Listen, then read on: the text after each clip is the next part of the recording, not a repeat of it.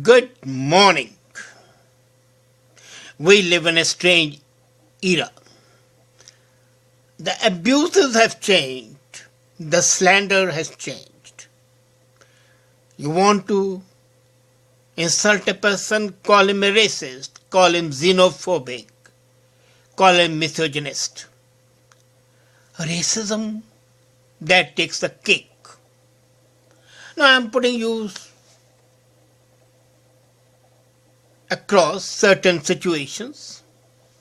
Imagine you are a white girl and you are going along singing a song which contains N-word. Suppose you are a student and you ask an Asian to help you with mathematics, and you are not an Asian. And by Asian I mean Chinese, Japanese, Korean, anybody. Or imagine you are interested in playing basketball and go to a black class fellow, friend, and ask him, can he help you and give you some tips about the basketball? Or you are a white girl going in a car and singing a song loudly. Now, what would you call these common situations? According to the Clark University Dean, all these are instances of racism. Wow! You ask an Asian student for math help and you are a racist because you are imputing the mathematical capability with the Asians. You ask a black class fellow for some tips on basketball and you are a racist because you are profiling him.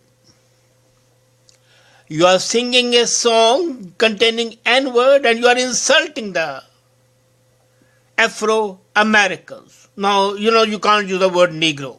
Negro is a banned word. Nazi is not a banned word, but Negro is. Anyway.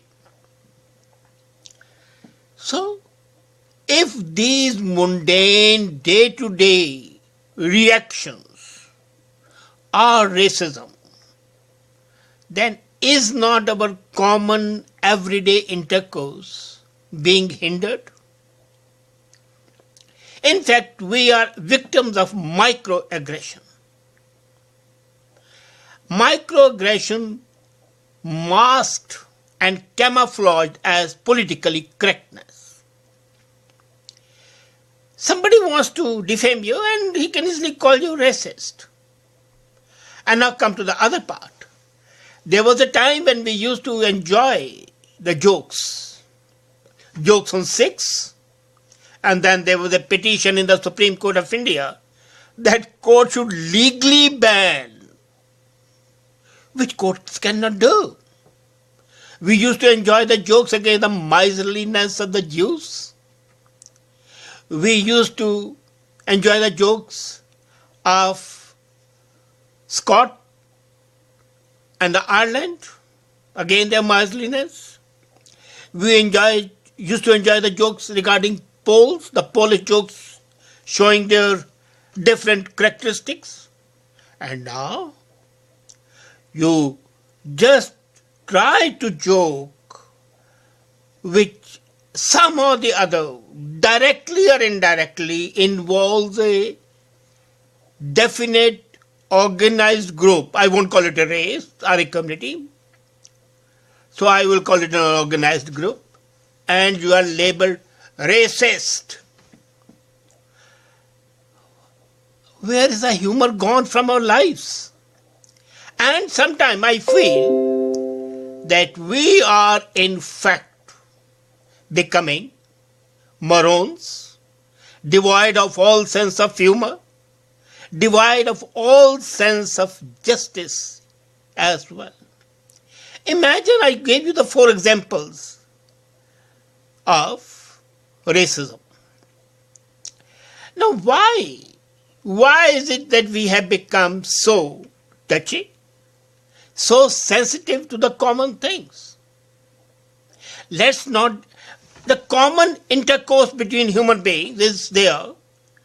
If one race, say, let's say, excels in one thing, as the Asians excel in mathematics, and if we say, well, they are better in mathematics, let's take their help, what's wrong with that? Where does the racism come in?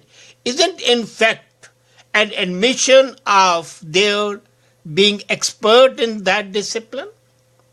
If the blacks are better basketball players, doesn't it go to their credit?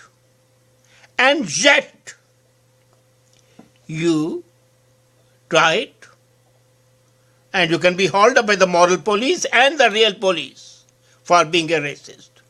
Now imagine what is happening to literature. The removal of the word Negro and nigger from the literature. I think Mark Twain must be trembling and turning topsy-turvy in his grave because his novels would be devoid of all interest.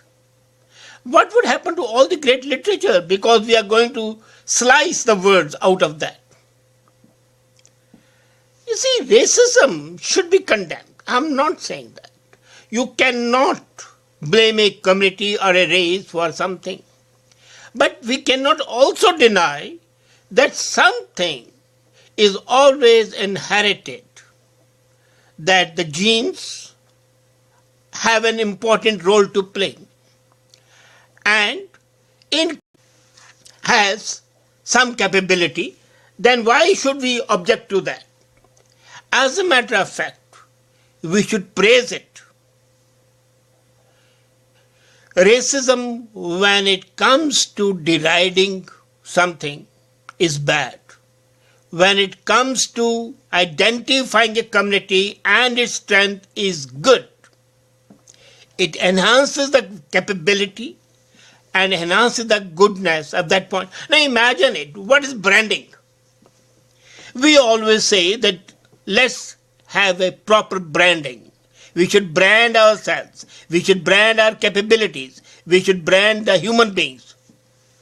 Isn't that a sign of profiling? And if it's right in economics, why should it be wrong in sociology? As a matter of fact, this attribute of abusiveness to racism is the handiwork of some lily-livered liberals who had to identify some cause to blame ordinary human emotions and feelings. It was to satisfy the baser instincts of a certain bloc that we came up with the politically correct attitudes, and then that degenerated into the new abuses, racist, xenophobic, misogynist. Everybody says. Now imagine it, we say that there's no difference between men and women. Isn't the old concept of chivalry such a beautiful concept? You opening the door for a nice lady. You always